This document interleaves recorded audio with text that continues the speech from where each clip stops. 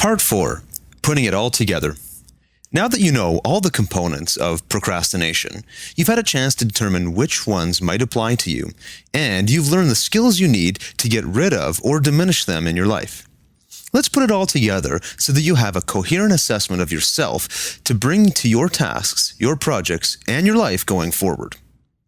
Using your computer or a paper and pen, answer the following questions in as much detail as possible.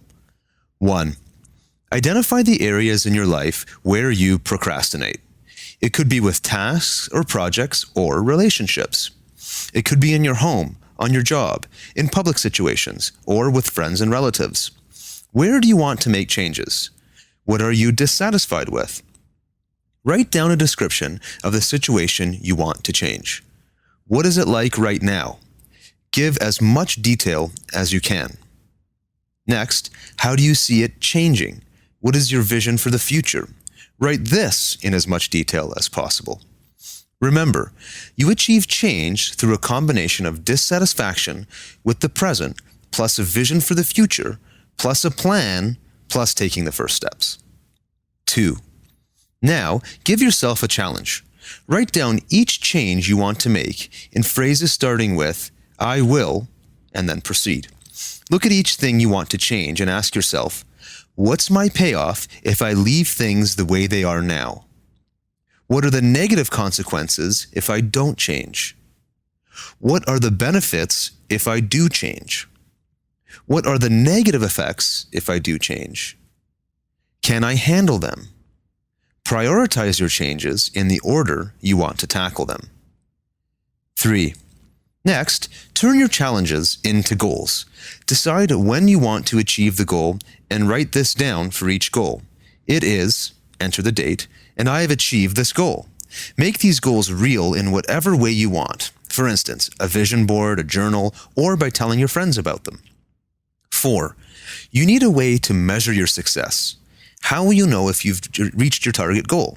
What will success mean to you? Write it down. My success criteria are, and then proceed. Do that for each goal. 5.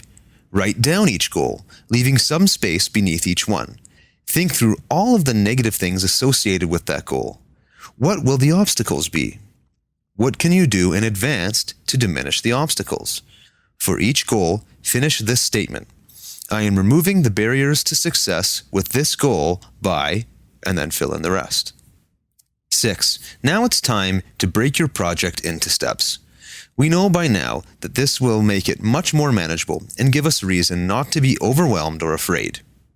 Develop 2 or 3 first steps for achieving your goal and write those down. 7. Now take a look at your first steps.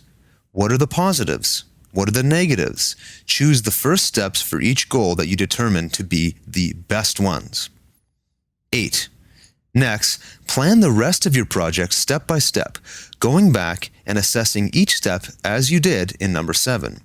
Remember to build in flexibility in time constraints to allow for unforeseen events and obstacles. Remember also that it's completely acceptable to amend these steps as you go along. A few more pointers to remember when you're actually working in your project. 1. Review your goals and projects periodically. Ask yourself these questions. What's going well with my project? Am I on track to achieve my goal? What adjustments do I need to make? Is there anything new I need to do to keep my project on track? Do I need to get help in any area to achieve my goal? 2. Assess whether you're using the skills you've learned in this book. Ask yourself how well you're using them. Be honest about your strengths and weaknesses.